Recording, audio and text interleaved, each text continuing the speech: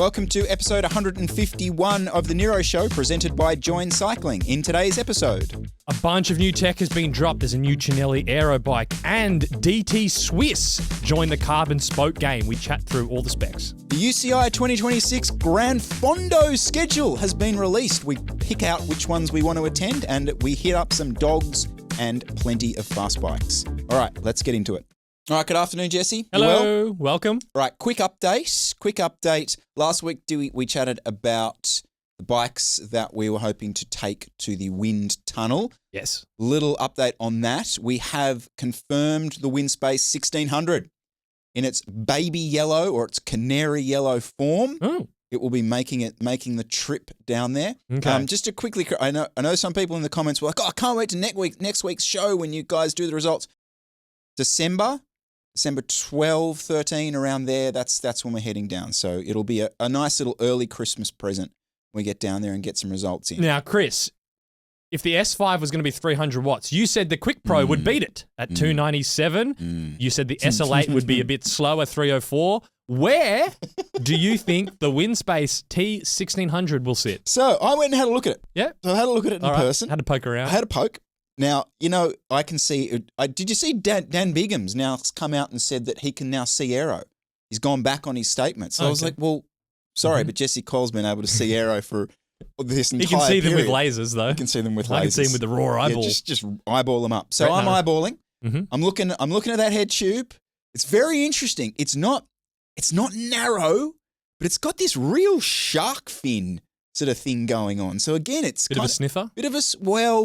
It's a sharp sniff. Okay. It's like a pointed sniff. Mm-hmm. Like a bit more of a Michael Jackson kind of real angle to the nose. And that sort of throws my algorithm a little bit. I'm going to put it 3 watts slower than the S5, which I think then puts me at 306. That's 303. 303. That's 1 watt faster than the SL8. Correct. Okay. That's around where I had it. Okay. Yep. So looking forward to that, and if I'm lucky, I'll be able to get a chance to ride it before we head down. Might even be able to sneak in a little ride review on it. And we are not giving up on an SL8. That is still a potential. I haven't seen the Windspace in person, so I need, before I put my watt in, I need one help. Looking at it from the front, is it narrower than the Quick Pro? I didn't measure it. Okay. I didn't measure it. If there is a difference, it would be very small. The shape is the most noticeable difference. There wouldn't be much in it. There wouldn't be much in it one way or another. I reckon it'll be exactly the same as a Quick Pro, which I had at 305. So I'll put them on the same. Okay. Yep. Heaps of new stuff this week. Yeah. This is big gear. It's going to be an equipment heavy episode. I think it could be. But not just like saying what's new. There's some stuff that I'm upset about. I've got some bones to pick. So if you wanted a classic, Coyle gets a bee in his bonnet. It's funny. I don't think it's not like you get annoyed at the actual equipment being released. It's sometimes the way it's released. It's the story. It's the story. Okay. And speaking of stories, the new Cinelli Aero Scoop. Aero Scoop. New bike. Scooping away. We have a new bike, ladies and gentlemen, from Italian brand Cinelli. It is their new Aero bike. Pretty simple one. It's just a new frame that they've done. Let's just look at it for those just listening that can't see any of the photos. What have we got? It's sort of Scott Foil S5 looking seat tube with the drop seat stays and almost like a vertical almost seat post. But it does have the wind eye thing on the seat stays, like the Seeker Spear, like Windspace has a version of, like the light carbon frames have that wind eye thingy going on back there. Pretty deep down tube that's semi-sculpted around the front wheel, it looks like. There's a bit of shaping going on. Deep-ish fork, deep-ish head tube, all pretty nicely molded and sculpted around. Just essentially a pretty bog standard, almost like a Chapter 2 looking sort of aero bike with the main feature being that wind eye out the back. So I'm just going to scroll through the product page. Let's see what their big claims are. So they are leaning into the wind tunnel testing. It's their fastest ever road bike, they claim. And it says, you want numbers? We've got them. 205 watts at 45 kilometers an hour. Wind tunnel tuned to compete in the modern era. I'll get onto that more in a second. Tire clearance up to 34 millimeters.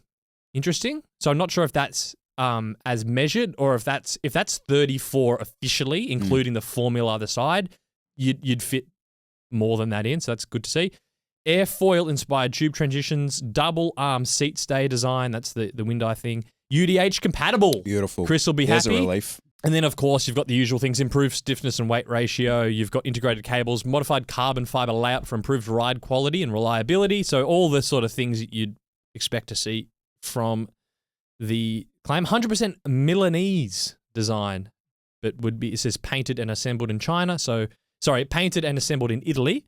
So it would be produced in a Chinese factory somewhere. Before I dig into the Aero wind tunnel testing, Chris, initial thoughts looking at it, what are you liking? Well, I must admit, I didn't know Cinelli made Aero road bikes. I thought they were fully just fixies for messengers. Mm-hmm. The Super Corsa, I think I had a Super Corsa at some point in my life. Beautiful, amazing. I mean, I did not have enough tattoos to run a Cinelli bike. So the fact that they're actually making Aero bikes, cool. Not only are they making Aero bikes, but they're claiming R&D. So I'm on board.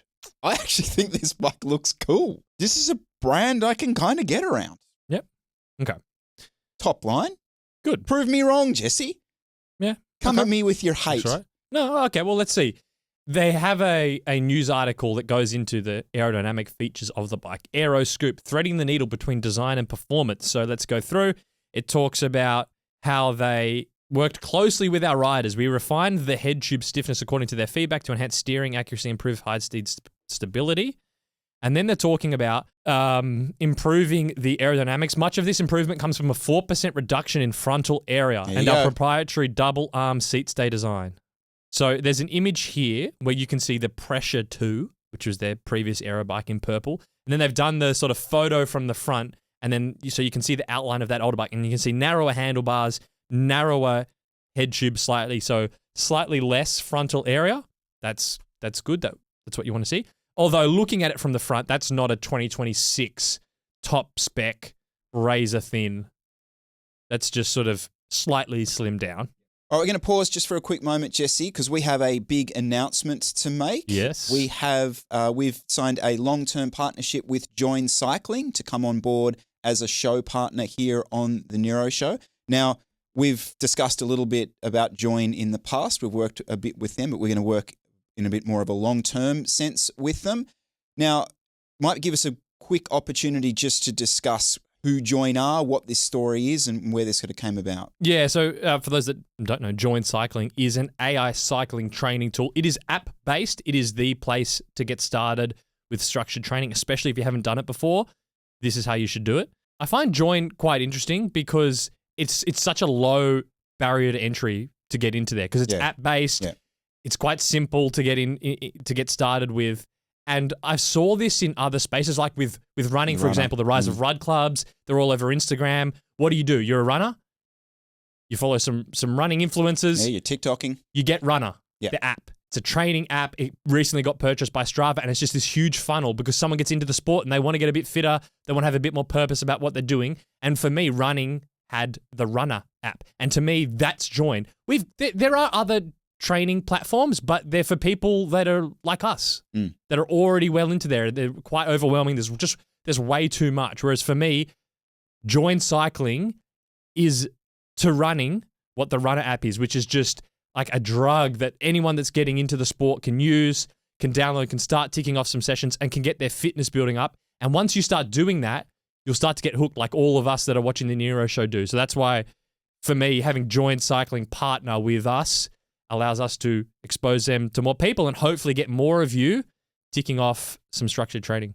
So if you want to get started, you can get 30 days free, which is more than the 7 days that you would normally get. Head to join.cc/NEROShow. Download the app in the App Store, the Google Play Store. Go ahead and start ripping into some sessions. And a big thanks to Join Cycling. Now, wind tunnel testing. Independently wind tunnel verified according to Tour Magazine protocol. The Aero scoop measured only 205 watts of drag, placing it firmly inside the top 10 of all Aero road bikes ever tested.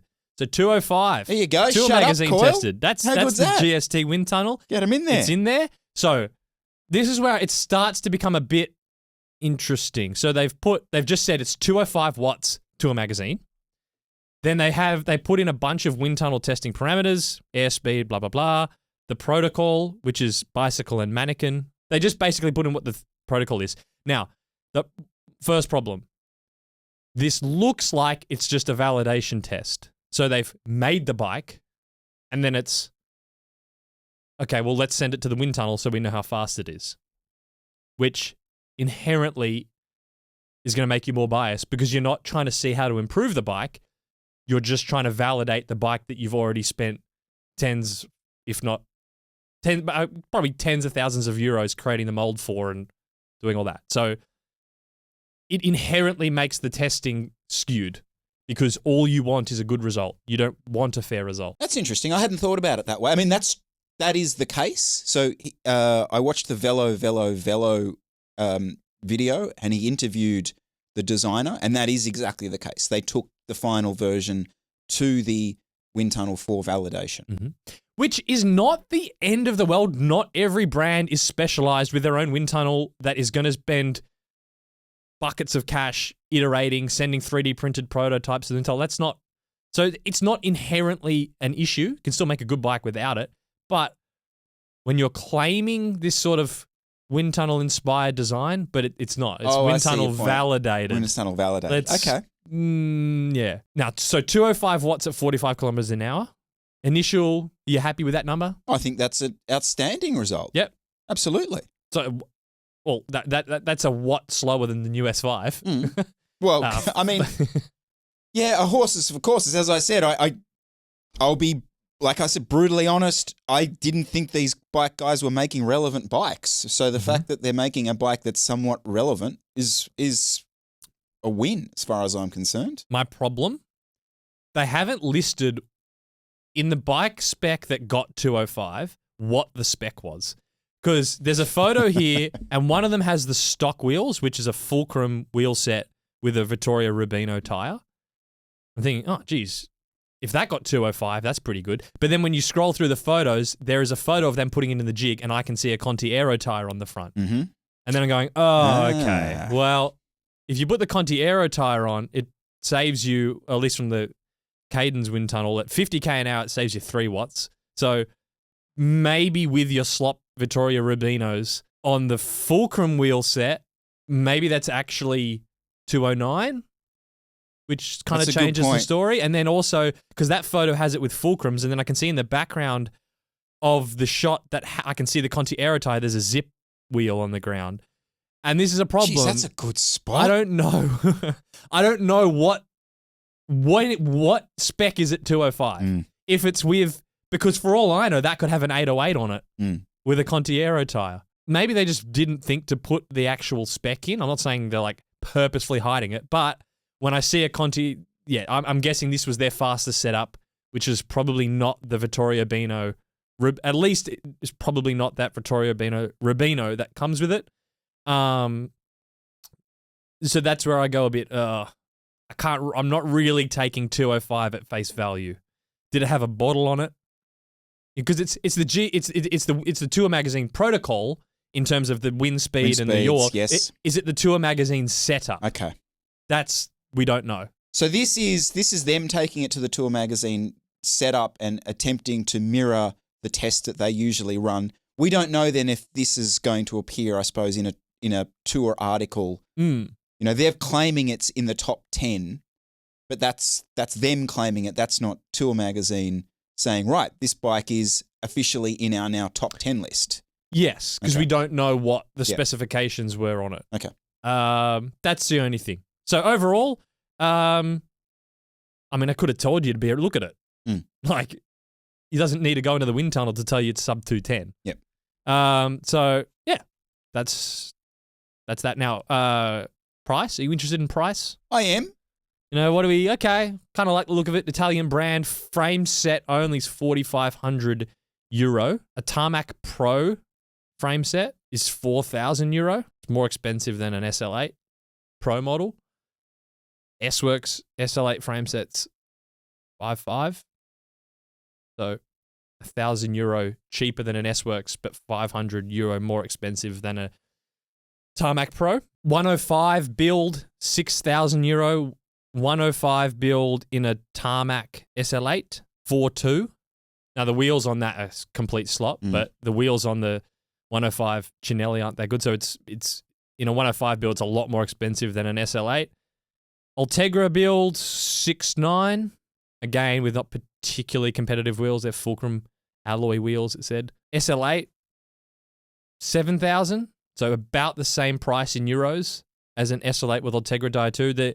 The SL8 with the Ultegra Di2 and the good wheels is 9,000. So an extra €1,000, which you'd probably be spending to upgrade the wheels on that anyway. Top spec is definitely cheaper. With red, it's 10.7. The top spec with red on the S-Works is 13.5. But it's an Italian brand. It's a new frame. It's quicker aerodynamically, is what it is, if you like it.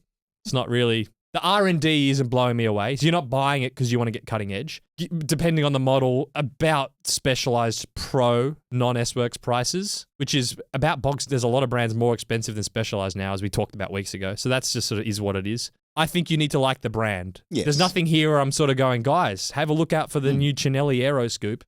I think they've got a thing going on. Yeah? Yeah, Okay. I think it's not your classic racing heritage Willie Air Bianchi. Oh, look at old grainy photos of some Italian dude riding up a Dolomite climb. This has got a bit more of a Milan urban street cred.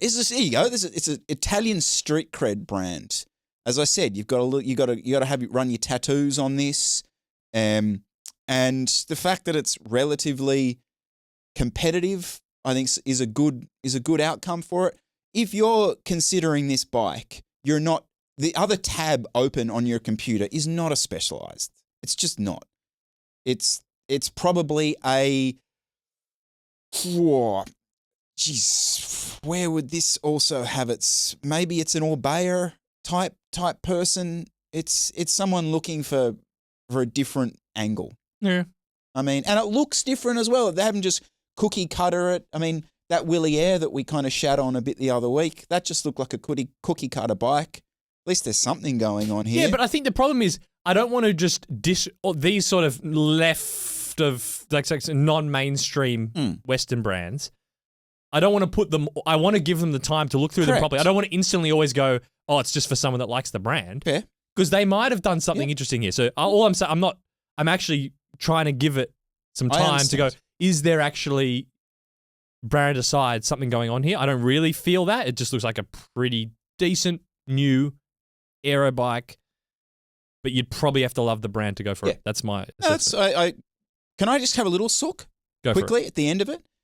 So as I mentioned, I watched that Velo, because there's really not much content about this. No.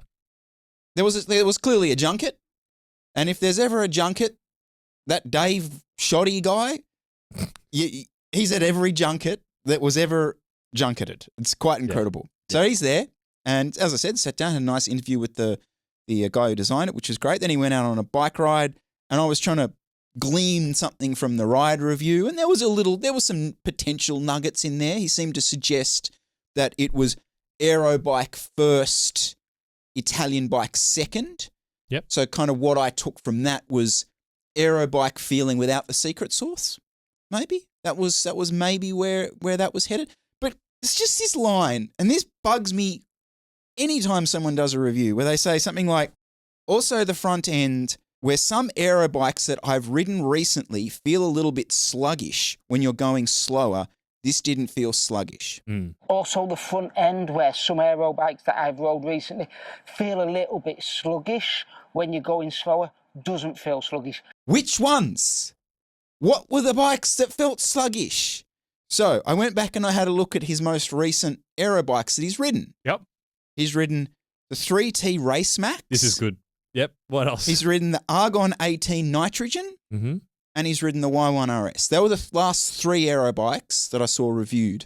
So which one, Dave? Which one of those is the sluggish feeling through the front end because in those 3 reviews, you didn't mention anything about those bikes being sluggish at the front end.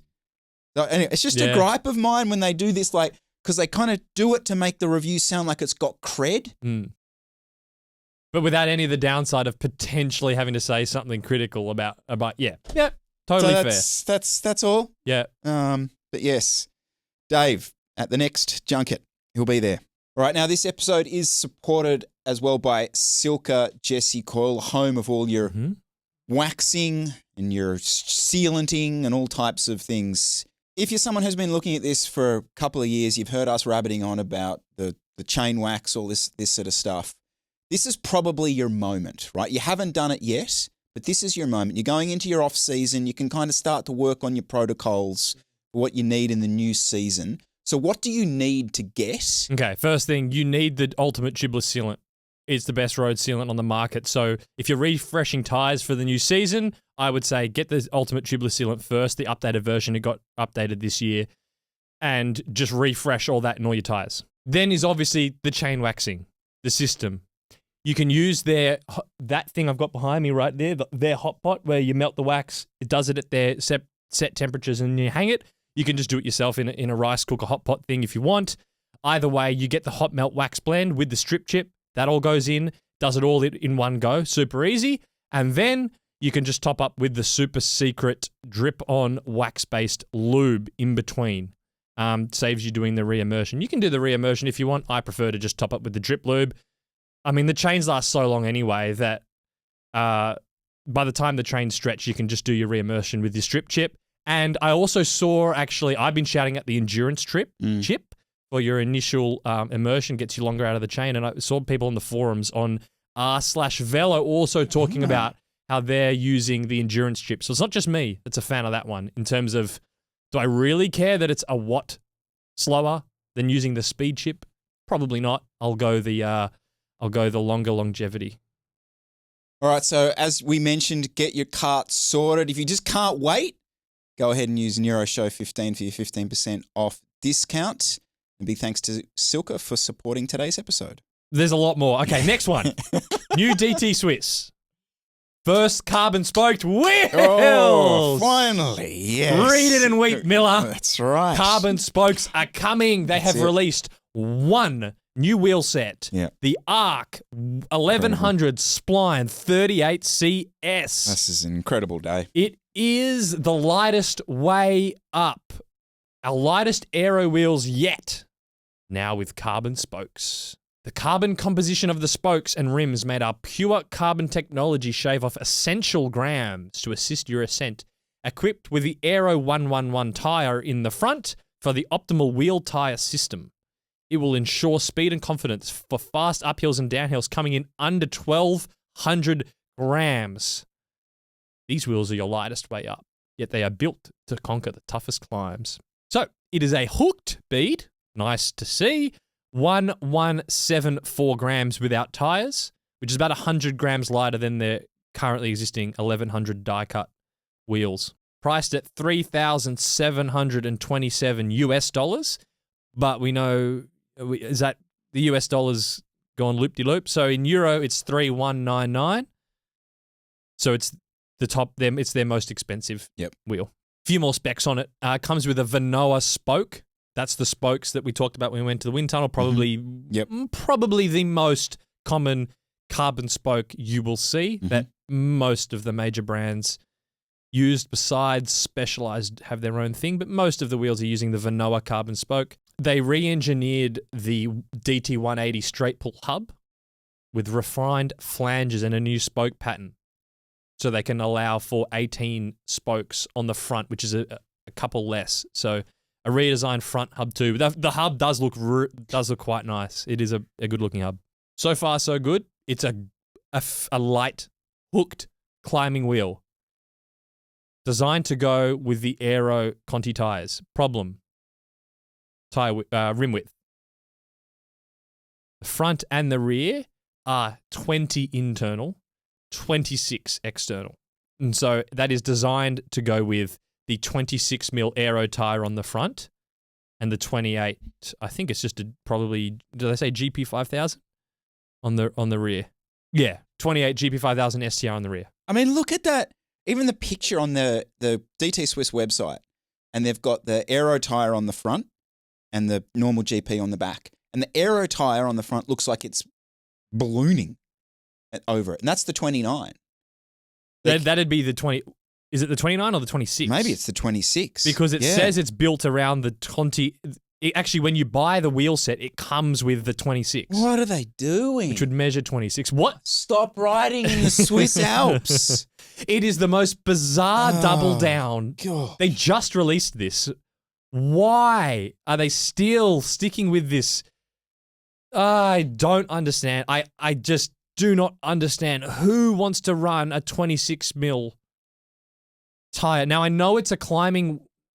I guess the pushback would be, who wants this? It's a climbing wheel. So if all you wanted to do was ride up a freshly paved Oars Cat climb in the Swiss Alps, okay? Rip but like, in, boys. Why would you you could do that perfectly fine with a 32 external, 23 internal, measuring a bit wider, and your Conti tire, your Aero tire would still be Aero. Like, this is just inexcusable. Before I move on, do you have anything else? Just initially top level. Well, the only thing was the hubs. Yeah. I think like the devil in the details with this, because like the chat that we had about why carbon hubs, even with Zip and with all these reserve, and why there's been this slow move to carbon spokes. One of them was these lingering arrangements that they had with hub suppliers, that they didn't have bulk access to reliable, serviceable hubs. And if DT Swiss, as we know, are the absolute, like, just bog standard, gold standard when it comes to churning hubs out, if the mainstream mainstream wheel manufacturers probably do deals to churn out 240 and 180 hubs that run carbon spokes, this is probably the biggest news when it comes to this release, as far as I'm concerned. As in, because it will allow other brands who maybe are just producing the rims, they can now go and buy the carbon spoke appropriate. Okay. Bang. Yeah. Now, these haven't got a heap of attention, at least on YouTube. One person who's seen them is Mapdeck. Now, nothing personal against Mapdeck. He is a certified lifetime member of the Tolerance Brigade. He is. He is certified in that department. But he saw them at Ruler, and I'm actually just gonna, can we just play the section where he talks about these wheels? So these new wheels here coming in at 1,100 grams, which they know is slightly higher weight than most, but they're only experiencing between about 5 to 10% spoke tension loss, which is nothing compared to what we're seeing from some of the Chinese brands using exactly the same Vanoa spokes. So it looks like they've built up that ring, reinforced it to give you guys the more reassurance that they're durable, robust, still carry that DT Swiss quality. Also updated 180 hubs. Yep, looking forward to getting my hands on a set of these. It's about time we saw some quality in the carbon spoke game. Get some quality in there. Just quietly, that might get a copyright flare. It's over 30 seconds. He might put a little claim in on that. Okay. Anyway, we'll see. Now, he is, okay, to be fair, he's just walking around an expo, so this wasn't like planned, but I have a few bones to pick with this. Okay. Firstly, he was talking about you might see 5 to 10% spoke tension loss when you mount the tire. This was something I hadn't really heard of. I didn't even realize was a problem. I messaged a few people. Apparently, this sort of used to be a problem, that when you put a tire on and inflate it, if the rims aren't are too light or aren't stiff enough, they deform, and then obviously they move a little bit where the spoke's attached, and then you can lose some spoke tension. From what I can gather, for most good brands that we would have been spoken about, this was solved years ago just by tensioning them up correctly. And you also might over tension one side so that when you put the tire on, the wheel is dished correctly. Yep. So sort of pointing out an issue here, which is kind of not really an issue because it's been solved. And also not saying which brands is that an issue with, because it's just sort of... It's the same as the Dave Shoddy thing. Fixed an issue. Yeah. Which is this a theoretical issue? It's just kind of giving credit to something which you haven't pointed out. Okay, well, what should I be avoiding then? Yeah, that's a great point, because, the comment, what was it? Finally, some quality in the carbon spoke thing. And I was like, oh, so he's inferring that all the Chinese brands have been shit up to now, and finally we've got a bloody mainstream coming in and looking after it. So did that again and went back and had a look on their channel, and 2 months ago, they seem unbeatable. Elite Drive 2, an important review. And he does 33 minutes, absolutely stripping these Elite 2s down. Fantastic detailed review of them. A large section of it is this spoke construction and tension analysis. Fantastic. All good? Full deep dive into it. He's got the friggin' caliper things out. Turns out the Elites, bang on. Good. Super. Good wheels. Fantastic. Great wheels. Okay. Now, that's one thing. The biggest thing for me was that last thing he said, which was, they've reinforced the rims, to stop the spoke tension loss. So, yeah, great to see some quality stuff. Hold the phone. So, do you not remember? It was only 2 months ago, DT Swiss had a rim recall because it seems like they forgot to put some fucking carbon in the rims, and then the rims were falling apart. That was only 2 months ago. No. That was different. That was different. It's about time we got some quality in this. Like, this is just the worst take. I just think it's like Western for my more progressive viewers. It's like it's like a Western brand privilege. It's just your assumed quality, even though you're the ones that had the rim recall 2 months ago, and yet you release a new rim, and I'm there with a cutout going, it's great to see some quality. What? Do you have no is nothing clicking in there? So I don't know. I don't want to go too hard on him because he obviously he broke down the Elite wheels and said they're really good, but I'm like, why is the brain's not braining? Think, is it just because you're walking around the expo and the DT Swiss booth, and it's just this annoying froth that's nothing is logical. So I think everyone at Ruler were on the microbrews. Yeah, he's had a few IPAs. Just a lot of IPAs. Yeah. It's a lot of that crowd. I think. It's just like, can we just stop? Just stop and just think about why can't we just review the product on face value? On face value, what is this? A late to market carbon spoked wheel that has a heavily outdated rim profile, designed around a tire which is for the niche of the niche, at a weight that is good but is also not market leading, for a price that is basically double the cost of what you can get for arguably better quality. But with the support of a big brand, which is something to speak about. I mean, that's a fair assessment of this product. Yep. So walking around going, it's great to see quality, it's just a slop fest. Yeah, really. And it leads you down the path of, you're therefore trying to get a good arrangement with the DT Swiss distributor in the UK so you can get the first batch of them and get them out the door and make a nice little margin on that because you've got a good relationship with DT Swiss because you said some nice things about them in your video. But I wouldn't want to go down that track. No, I think it's fair. So that's the DT Swiss wheels. Nice to see them trying to catch up, but for me, it's just that rim profile. What are we doing? No. What are we doing? No, it's all about the hubs. Don't care about the rims. Yep. All right, this has been sitting in our notes for a while, but I think this is actually a perfect time to bring this one up. Okay. It's a question from one of you guys. Love the channel.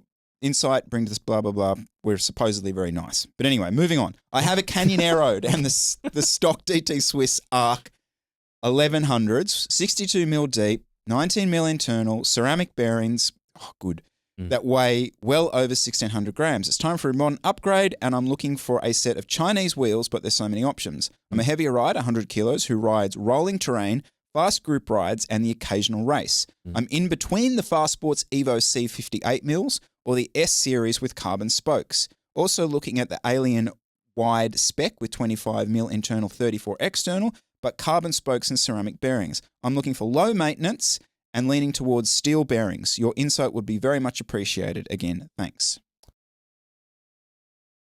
We talk about wheels almost every second episode. I mean, why, this is just, I find the question annoying. I mean, we pick the brand. I mean, firstly, why do you want new wheels? Do you actually need new wheels? Just because we wouldn't recommend buying new DT Swiss wheels if you're going to get them doesn't mean you need new ones. You're 100 kilos, riding rolling terrain. Is your road surface quite good? I mean, the fact that they're not wide impacts the measured width, but if you're on good road surfaces, you might not care. They're not super light, but you're 100 kilos anyway. What do you want the wheels? What do you want your new wheels to do that the DT Swiss wheels aren't doing? Actually think it through, because you might go, actually, I kind of just want new wheels because I want new wheels. Like, that's the first thing. But that's fine. I mean, if he's going to send this bike into dog or fast bike, there's no point him sending it in with those original wheels. No, but firstly, it's really hard to make a purchase decision if you're not actually sure what you want to improve. Yes. Do you want them lighter, or do you just want them wider because you want wider tires, because you want to be more comfortable and have more grip? So what? Aside from just saying, look, it's all, as long as it's a wider rim, they're probably going to be lighter than that anyway. It's all much of a muchness, which would be my initial response. But unless there was a specific thing that you really wanted to dial in, I wouldn't imagine it would be the weight. No. So it would probably be the width and the longevity. So yeah, get your steel bearings if you can. Get steel spokes if you can. The weight difference is probably not worth it. And then just get one that's 34 external and at least 24 internal. Yep. There you go. Probably you're probably going to have to do the light bicycle ones where you can choose the spoke, because most of them are going to have carbon spokes, which you don't really need. That would be my recommendation.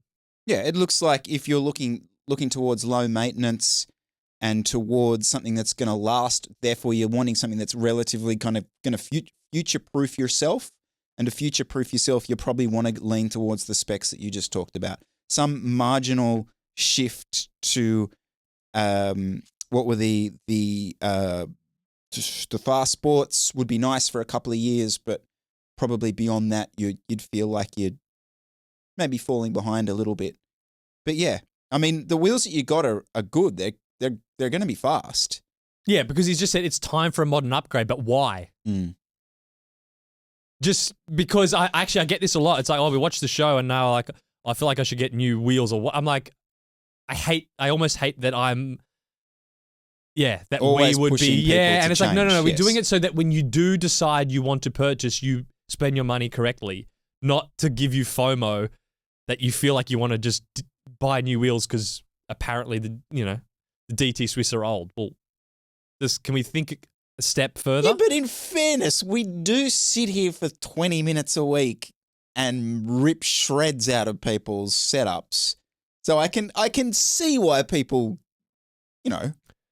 come to the I can see why.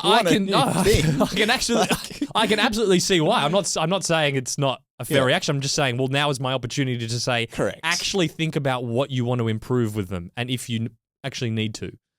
But Chris Miller, more gear stuff. Okay. Cam Nicholls. Yeah, he's back. He's back. Best performance road bikes, $3,000 to $4,000 range. He reckons you got three options. Mm-hmm. The first one, buy a secondhand rim brake bike. Oh. Cam! He had the best race he's ever had. He couldn't believe his legs at the end. It was like, I'm following Chris Miller at 200k in. How am I even doing this? And it's on my disc brake bike. And then the next video, it's, rim brakes are just as good. Oh, Cam, killing us. So that's his first option is, $3,000 to $4,000. Just get a secondhand rim brake, build it up with some nice wheels, and you're fine. So he's got his pros and cons list. I like this. Okay. Cons. Street cred. It's not cool to rock up with a rim brake bike. Okay.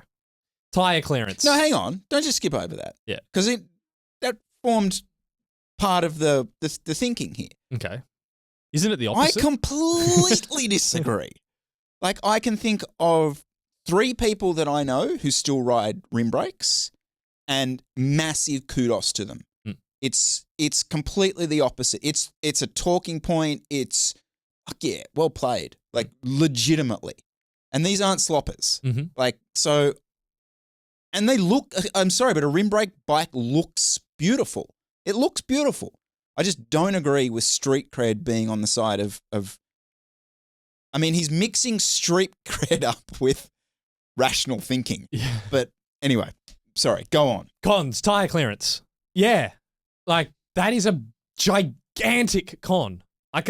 So yes, massive con. Most likely 11 speed. Yep. What? Not that. I mean, would you really, if you blindfolded yourself, would you really know you're on 11 speed instead of 12? Probably not. Wheel tech is stagnant. Yeah, but that's also related to the tire clearance thing. Braking performance. Yeah, it's awful if it sort of rains on your way home and you've got a bit of traffic and suddenly your brakes basically don't work. That's a huge. Now, if you're a really good, then he said, but like, you know, you could go to a skills clinic and sort of you could improve your descending skills and cornering skills. It's like, yeah, but like the person watching this video is the person taking advice from this video is maybe looking at buying their first actual road bike. They're a complete hubbard. They don't know how to, like, yet they need consistent, smooth braking. Oh, but we didn't have that when we grew up. Like, just saying get better at descending is like, no, but your video is positioned to a newbie who doesn't know how to corner. So they need good brakes. So that's a funny one. First-hand treatment, can't remember what that was. Sourcing new parts, yeah, that's a con. And resale, yep. Pros of rim brakes, incredible performance. And then he quoted that test he did where he like rode up a 1 kilometer climb and it was faster and did a roll down. It's like in niche conditions, nothing else considered, probably fair. But to put overall your rim brake as incredible performance, I just don't agree. Like high performance in a certain niche, yes. Super lightweight, yeah, definitely. Ease of servicing, ease of changing parts, ease of anything mechanical, yeah, totally. Now, I have a rim brake top spec. Like, I have a giant TCR Advanced SL0 Peak at home. I've got rim. like 4 different wheels for it. It's got DI2. It is the pinnacle of this. You could not ever get me on that or recommending someone buys that, even if it was $500. Because, yeah, even if you could go up a climb and go pretty fast on it, it's just not as comfortable. The rolling resistance isn't as good. It's not as aerodynamic if you care about that.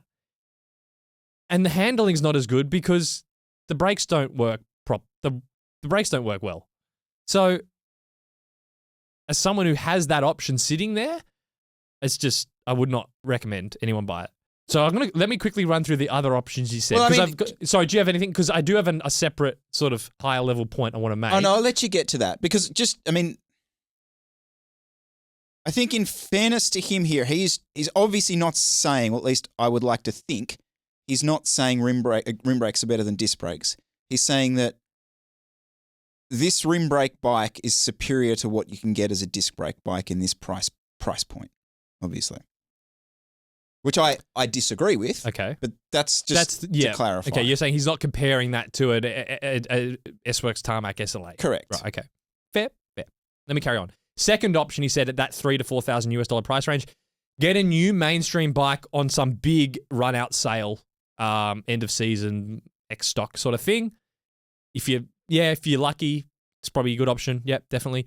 And then the third was get a brand new Chinese bike, but that has a local distribution, so you got a bit more support. They don't just buy it off AliExpress. That was the third option. I think you gave the examples of Windspace, Elves, and Polygon. Yes. The problem with the first two you mentioned is that that when they have local support and you can buy them built, the prices creep up and suddenly you're borderline. Actually, you're probably in a lot of cases more expensive than that second option, which was to get the sale bike from the mainstream brand. That's the only problem with that. But my point for this is kind of, on one hand, you could go, $3,000 to $4,000 compared to some 8.5 kilo slop entry level thing. A rim brake bike might be better, which on one hand could be true. But what I would just say is like, there is a point at which you just can't get decent top competitive performance. And like, if you look at the bikes that would get you there, you've got like Canyon Aero with 105 DO2 or the old SRAM Force Axis or new SRAM Rival, like, which is a direct consumer bottom, like the cheapest of the mainstream bikes. Depending on the sales is like $4,900 to $6,000 for like quote unquote entry level competitive road race bike, not entry level, bike overall, obviously. Or like the Tavelo, I did custom Tavelo with Ultegra DI2 and some CRWs is like $5,800 US roughly. A Propel with 105 DI2 is $5,500 US. So when you actually look at the market, my answer would be just give up. Don't buy a rim brake bike in the $3,000 or $4,000 category and convince yourself you've got a long-term competitive racing option. You really have to spend $5,000. Unless you can, if you're your own mechanic and you can do an all custom build yourself, you could probably get it lower, but basically about $5,000 to get I'm not leaving big watts on the table. $3,000 to $4,000 USD range, it's kind of like they're all a bit crap. So you're splitting hairs between crap. So either just buy one of them and just accept that probably that person he's speaking to in that video that buys the secondhand rim brake bike will probably be on it for a year. Yeah. And then is probably going to go, oh, I'd love a Canyon NERO with Ultegra. That you're not going to run your rim brake bike for the next 3 years. Do you get what I'm... Is this making sense? Yeah. I'm kind of like, why? It's like what's the best performance road bike for $500? Like, what do you talk? That's just an oxymoron. That's just not possible in 2020, basically 2026, from my point of view. And it's almost, I guess, just to reiterate, my frustration with the video is you're giving false hope because someone might go there and buy that rim brake. I was this person because I did that. I was literally this guy. And then you ride it for 6 months and you just go, look, if I'm really honest, this is not, it doesn't have the tire technology, the wheel technology, the aerodynamics, the braking performance that I would have gotten if I just spent $5,000. Yeah, but the pushback on you being this guy is you're not this guy. Like, you are someone who was already going to be wanting peak performance out of this bike. There was a version of you that was building that TCR up, thinking that it was actually a superior performing bike than the generic rim brake bikes, the generic disc brake bikes you could have bought at the same time. Exactly. So, that's but me. I'm this guy, and this. I've just watched the Cam Nicholls video, and I've done that. The problem, and within 6 months, I'm at Kendinaville with Chris, going, "Holy fuck! I'm literally doing 10% more power because my tires are." Yeah, but my point is that 6 months after buying your rim brake bike, if you have watched the Cam Nicholls video, you're not at Kendinaville. You're probably maybe doing your second or third group ride because you're so far, and that's why I think there is a percentage of people who see this and it's actually valuable information. I just think that portion of the cycling community in 2026 is tiny. It is a very small niche of people because as far as I'm concerned, it's not a junior. It's not someone who's, 15, 16, potentially going to try and get into racing. I think that's a terrible idea to go down that rim brake route. It's probably not a COVID baby. It's the Leichhardt cycling bugs who ride around the Bay Run on a Sunday morning at 5 a.m. Yeah, but performance is irrelevant to that group of people anyway. Yeah. It's just what do you kind of like? That's pretty much it. And what runs decent. It's the guys that ride around Centennial Park in the Eddie Merckx kits. Yeah. It's those dudes. Okay. Yeah, but they don't care about performance. So what's the point of making a performance-based video? It just makes no sense. My point is if you care about performance, you need more than, let's say, $4,500 USD. Otherwise, just get the one you like and don't worry about the performance because it's just not going to match it. And it is unfortunate that price has been creeping up. Yep. Sure, it used to be lower, Yep. but that just is what it is. Yep. Almost 2026. While we're just on a equipment buffet and all you can eat. Keep going. Why not? Keep going. Anyone that's not interested is clicked off anyway. So then those that are interested want more. So let's keep going. Let's just go down another Boyle's favourite bike. slop. Yeah. So this is the coil spec, the Evolver Simmer, which I've I like seen. that you start saying that with an Italian accent. Even though it's a Chinese Cimma. brand. It's Evolver Cimma. Evolver Cimma. Ah, prego.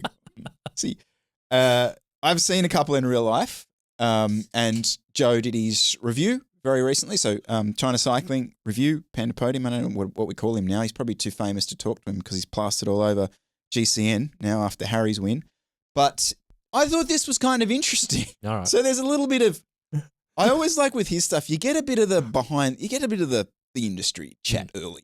And so Evolve is a marriage of Elite Wheels and Cybre. I'm disappointed that they came up with the name Evolve. I think they could have gone something really terribly Chinese spec. I don't know, Elite Bray or something. could have been the run. But so he mentioned that Cyber speed. I like that. That's quite good. So he said that they'd spent a lot of capital investment on a production line. So they've got their own production line for this particular frame. Irrelevant. No, beautiful. Couldn't care less. And next little bit of industry chat. Headhunted some bigwigs. Let me guess what factory they were from. They went around with little DMs and brought the boys in. So they've got the friggin' the Avengers from the Cinelli factory. The Cinelli factory boys came in. So they assembled the Avengers, right? And they built a frame. And they built an SL8. So some big risks on that one. SL8's a good bike. You just said it yourself. Why not mimic it and improve it? Yeah. So it's faster than an SL8 in a wind tunnel, according to their own testing. Yeah. 2 different fork offsets. 2's better than 1. Prove me wrong. Here's one. Additional detail. Yep. Timing chip holders. Now that's not included with your frame price. You got to buy that separately. But you go to Ken Dinneville next year. You just got you don't have to use a cable tie. You don't have to use no text from Chris the night before. Have you got a latex tube that I can use? No. A little external holder. Just hides the chip from the air. There's watts to be saved. Definitely. And the layup. Yeah. Absolute sauce going on here. We can't discuss what was used in there, but it was all pristine. Weapons grade layup. And that's probably fair, actually. Yeah, I look. It's just, why did you do that in a mold of another bike? Well, that's my gripe. Because, the theory being, this is your first bike. You wanted something accessible for the masses. It is. So they've gone, okay, what is the highest performing do-it-all in 2025? The SL8. Right. Let's make one of those, but slightly better. I think there's a market for that. Definitely. So he's gone out and ridden it, said that it's a dream. There's a bit of sauce in there. It's very nice, stable, all those sort of things. But he prefers his AL1 because it's got a little bit more ruggedness, more nip around the edges. Okay. So I don't know. I thought that was worth discussing from a top level point. It's sounding like distribution wise, at least in this country, it's a little bit of a shit show. So I'm not sure how, whether we're headed down seek a spear territory with this bike. But yeah, I'm here for it. Don't send it in for dog or fast bike because I have a feeling someone's opinion hasn't changed anytime soon. But looking forward to seeing what Evolve do next. All right. You got anything to add other than just cynical ums and ahs over there, or? No. Oh, okay. No, I gave him credit. Don't think they're bullshitting the layup. I reckon there's sauce in there. Okay. I'm on board. But yeah, excited to see what comes next. There you go. That's all. All right. Huge announcements during the week, Jesse Coyle. The calendar is up. The biggest calendar announcement of the year, the qualifier events. The Worlds. The 2026 UCI Worlds. Worlds. Gran Fondo World Championships, where you have to wear a pretend jersey at. But there's already been one. Some people listening probably already qualified. We'll see you in Niseko. We'll see you there. So we have, you counted them up there? I don't know, maybe you count them up while I talk. There's 23 of them. 23. So there's 9 new events for 2026. I don't know. 10, 20, 30, no, probably more like 35. It's interesting. So there's a few parts in this. Firstly, it's still very, very European based. So this amazes me. There's only one in the US. There is not one in the UK. There is none in Ireland. There is so Asia is still pretty limited as well. There's 2 in China, of which one is this Hainan one that you were talking about. Well, which has been listed on there for about 3 years and hasn't been run yet. So asterisk. So it's still very much a European-based thing. There are more South American events coming on. And then, of course, the Gran Fondo World Championships themselves held in Japan. this year. Okay. One of them gets in contact. Chris, we need you here. Right. We're going to fly you out Yep. No, I've done the research. on the Emirates suite Yep. in the air. Yep. You can shower on the plane. Yep. We're going to put you up Yep. in the Ritz. Mhm. Which one are you going I'm to? going to Cyprus Gran Fondo, Jessica. Oh, okay. Cyprus Gran Fondo. I've done some research. Beautiful part of the world. I have been there once in my life for a very, very, very, very, very different trip. Monkstown Rugby Club. That's where I would head. Looks like it's going to be a bit of a hilly, lumpy course. No, nice little. What time of year are we in? April. Nice, fresh spring Mediterranean sun. Get myself around that. I had a look at some others. I must admit, I was hoping for a couple more in Asia because I thought that could be cool. We could try and get across to them. But like you said, there's those 2 in China. It's interesting. There's no Indonesia. Malaysia. Where's the tour of the Philippines? Where's any of these sort of ones? Because Indonesia used to have the little tap events and stuff. Correct. They're quite big. I'm surprised they didn't manage to Correct. nab one of these. So there is a South African one, which is supposedly participation-wise one of the biggest Gran Fondos in the world. Oh, wow. So that scares the living crap out of me. I'm not going to go do that. Mm-hmm. The other one was the Spinergy Dubai. I had a look at that. Ooh. 90 kilometers, flat, just 2 laps of a flat desert lap. What's the cash prize? Yeah. $500,000? $500,000 on the line there. Yeah. But see, here's the thing, like, but you got to go to win because the whole point is to win because then you get the priority. There's already. I've had some chats. There's gaming going on. I know. Where's the There's lowest? some people flying into China and they'll win with one leg. Okay, right. Because they want their pole position. They want the pole? Yeah. All right. Yeah. So it hasn't really caught on domestically in China. It's probably the lowest hanging fruit. If you're interested, where would you head? What's on your bucket list then? Obviously, Niseko's. Get me to Jacksonville. Chiaja Challenge Gran Fondo. Get me over there. Red, white, and blue, baby. Fantastic. Oh, yeah. Some good climbing in that one too. Really? Yeah. Oh, okay. Yeah. I thought you'd be borrowing a GC Performance 1x setup and just rolling the big rig. No. No? Get me up some climbs. Get me on the glycerol. Okay. I'll get over it. Fair enough. I thought the New York one was meant to be one of these. Any in the Netherlands? No. See, that would probably be my pick. If I'm going to go somewhere flat, it needs to be windy. The thought of rolling around with 600 people on your wheel is not interesting. If there was one in the Netherlands and it was flat, I'd probably get around it. Take me out to the marina and back where the container ships come in, blow them off the dike. Gran Fondo la Guadalupe. So that's an island off the African coast, I believe. That could be interesting. Colombia? Geez, it's probably at 5,000 meters of 5,000 people, all with 6.8 watts per kilo. You're struggling in Bogota. Thank you. So there it is. There's the announcement. Let us know where you're going to head. The Miller's Gran Fondo. Oh, yep. We've got Spain. naming protocols here. No, don't worry about that. Very healthy list of events. It I is, like isn't that. it? That's pretty cool. And there's more coming online for the following year. More South American ones by the sound of it. But yeah, still not enough quite happening in Asia. And no in the UK. That still blows my mind. But how much does it cost to put one on? Could we do a NERO one? Oh, we could get one off the ground, I would have thought. Yeah. On the Barrel Classic course. Oh, okay. Mm-hmm. Centennial Park. Centennial Park Fondo. Jeez, yes. Dog or fast bike, Jesse Coyle. Now, this is our first entry, I believe, from India. We have from Chennai.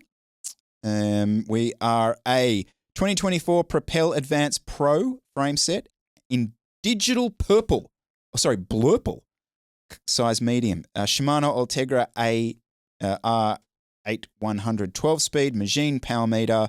He's running a light bicycle Aria 65 front rear with GP 5000 30s, Aero Coach Onyx handlebars, 325 millimeters at the hoods, 375 at the drops, Sella San Marco Esprit short carbon fixed saddle, weight 7.5 without pedals, includes proprietary bottle cages and Garmin mount.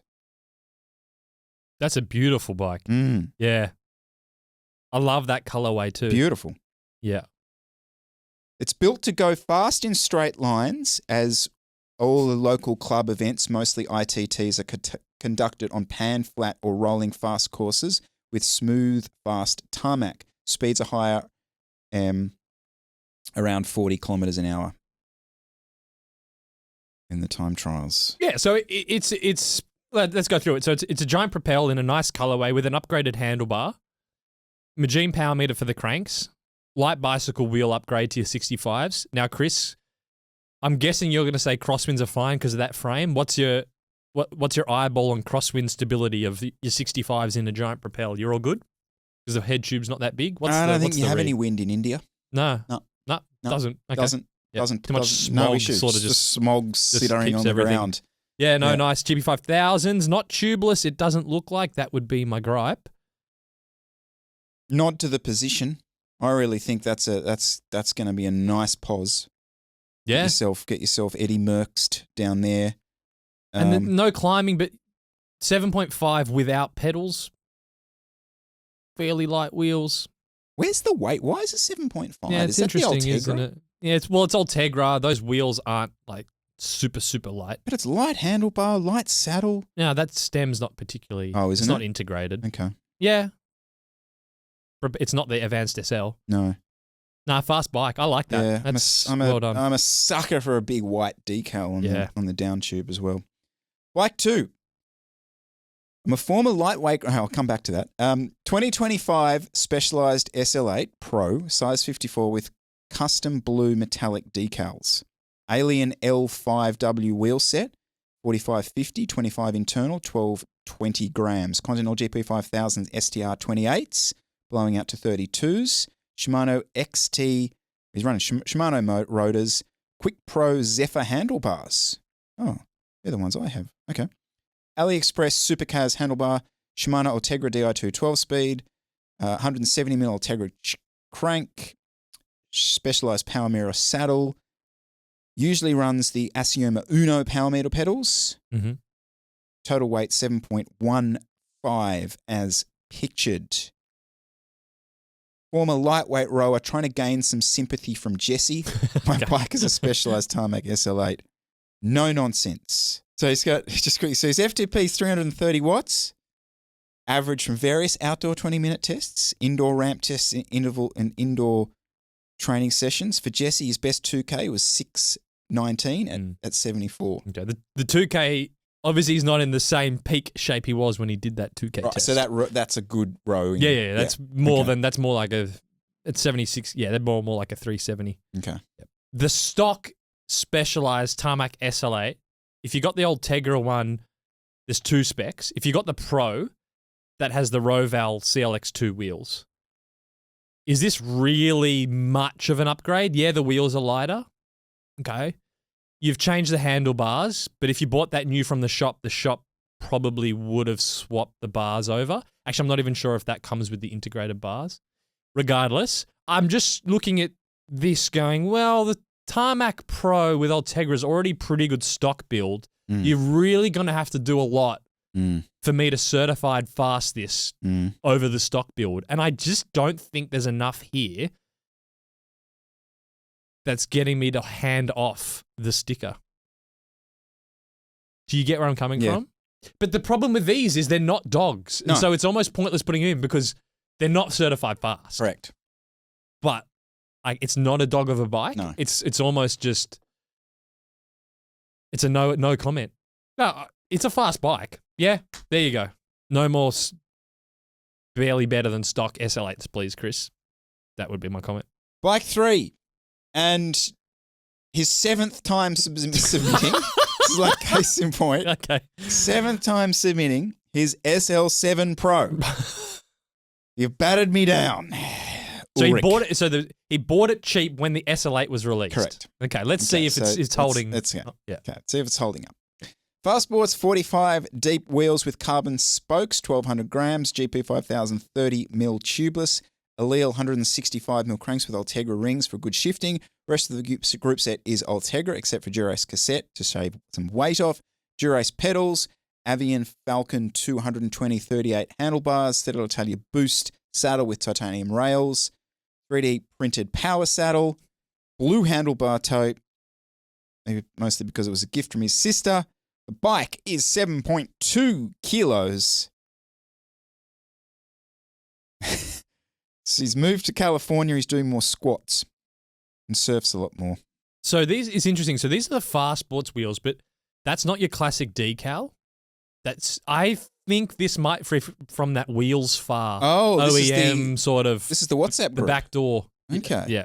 WhatsApp group wheels. Interesting. There is a web shop, but yeah, the non-official ones, which is you get them a bit cheaper from. I think they're roughly the same spec, so it's okay. I kind of like that move. No, this is a Hubbard's bike. Sorry. You reckon? Yep, Hubbard bike. Don't like it. We've got the offset seat post. Oh. Too far back behind the bottom bracket. I don't like that at all. I mean, that's too much. There's not enough aggressiveness here. This is what's fast about this. What? Tell me. There is nothing here that identifies itself as fast. It's a mundane. I mean, I can almost not see the bike in this picture because it's so boring to look at with this background. I'm more interested in the birds in the pond behind this bike. I don't know. Have you got anything to say? It's got a non-event radar mount. I mean, it's not even a concentric cycling so radar it's mount. just what is that? Nice try. Like, you got freaking elastic bands around your seat post, and you've got a gift from your sister, but that doesn't mean you have to use it. Like, what is that? That's the gooey bar tape. Yeah, that's fine. What's the blue? What's that? It's a nod to nothing because there's no blue anywhere else on the frame. This is just okay. I mean, that's a dog, ladies and gentlemen. That's a dog of a bike. She is barking. All right, bike 4. Here she is, the Y1RS. NVSES 4.5s, Durace 12-speed for 440. What's this? A Bicone bottom bracket. Yeah, it's the Poggy UAE spec. Oh, okay. Sorry. Yeah. It costs like $1,000 for a bottom bracket. Beautiful. Stellar Italia SLR saddle, Assioma power meter pedals or paddles. Hulk sticker on. Oh God, this is the full fanboy. Yeah. This is swapped it from my SL8. Disgusting level of fanboys. As I was sick of seeing everyone on an SL8. Yeah. No, you swapped it because you're a Poggy fanboy. Y1RS comes at 7.4 with paddles. I think he means pedals and Wahoo. Coming in with an FTP of 340. No, you're not. At 70 kilos. Regards from Austria, Stefan. It looks fucking cool. I mean, look at it. So it's the black colorway. It's not the white one. This is the goated colorway. It looks so fucking good, this bike. But can I just say one thing? Good luck. Okay, go. The World Champ stripes. I think that's all you get it in. But you can't. You get UAE team spec, you get the World Champ spec, or there's the purple one that, what's his name, VC has. I think half the stock's got some kind of Poggy nod. I mean, unless you're at Amy's or unless you're in Rwanda, I just don't like that. But then whatever, get over it, Chris. Okay, move on. Don't talk about that. It's such a sick bike. It's a beautiful bike. How could you call that not a fast bike? No, did I tell you I actually saw one in person the other day? They've got one. They had one at Case in the window, and it's size 54, by the way. I'm happy to ride it. The shape, the tube shaping is way more intricate than you notice in the pictures. Mm-hmm. Like all the tube shapes are totally different molds. They're really interesting. The top tube is way thinner than I'd actually originally thought as well. I think this is peak bike. Yep. You could blow the same cash on an S-Works SL8 and be bog standard, but you're on a Y1. Yep. Fast bike. Bike 5 is the Windspace SLC3. Size 58. Windspace integrated bar and stem 38-130. Stellar Italia SLR boost tie saddle. Chris's former favourite saddle. Ultegra Di2 5236. 4i single-sided power meter, Fast Sports Evo S5 wheels. He's got his GP5000s with dog of an orange sealant endurance in there.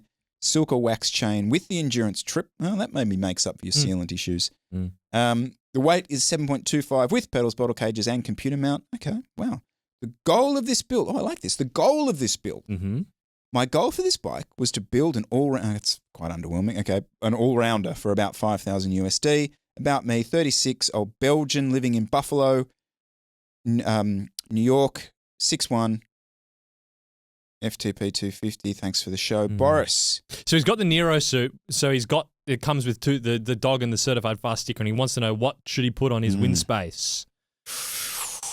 First glaringly obvious problem is you wanted to build an all-rounder, but you got an out-and-out pure climbing bike. That's not that. Now, the Windspace SLC did get an Aero tweak makeover this year, Recently. the SLC5, but this is the previous one. Correct. Where there's no nod to Aero anywhere. So we're in a bit of trouble here. I think we're also in an issue with, this is the old Chinese bike stitch-up. Look at that headset. I mean, that's 40 mil. Yeah, that's quite the stack. And actually, it's 50 mil because you've got the centimeter of the headset top cap and then 4 centimeter. I'm sorry. You know what? Yeah. Stop right there. You send in a picture with 50 mil, 50 of stack. It is an automatic dog of a bike. We actually don't need to talk about this any further if you don't want. But for me, that's just a deal breaker straight off the bat. Okay. Why? Why is 50 mil of stack a deal breaker, apart from the aesthetic horrendousness of it? Having experienced 40 mil of stack on the Quick Pro, I think that's dramatically affecting the bike's performance. The front end stability, the front end stiffness, I think is just going to be a massive issue with this bike. Okay. It's also not that light as a climbing bike. I mean, I understand you're running Ultegra. You've done what you can with the wheels. I mean, I think it looks all right. I mean, there's heaps of people rolling around on like sloppy TCRs and whatever else. Yeah, but they're not sending them in for bloody dog or fast bikes and getting fast bike stickers. We all know what sticker I wasn't they're giving it a fast bike. Okay, I'm not quite as offended as you are by it. Absolutely not an all-rounder. No. So that's a problem. If you just said, I'm 6'1" and I'm just trying to do Peaks Challenge, we would be having a different conversation. Dog of a bike. Dog of a bike, though the riding around Buffalo intrigues me. It would be terrible during winter. I imagine you wouldn't be doing any of it. But yeah, I'm up for a trip for the boys, Buffalo next year, but Niagara Falls swap off. Okay. Let's go for it. Bike 6, last one. I'm a 62-year-old, sometimes master racer with a 2016 LA Sprint. All right. Set up SRAM Red, 10 speed, 53, 39, 11, 26, 70 mil cranks, Quark power meter, Shimano Dura-Ace pedals, 120 Eastern stem mounted to an Eastern Aero bars, Windspace Hyper, R67 wheel set 25 mil Conti GP5000 Specialized S-Works power. Okay.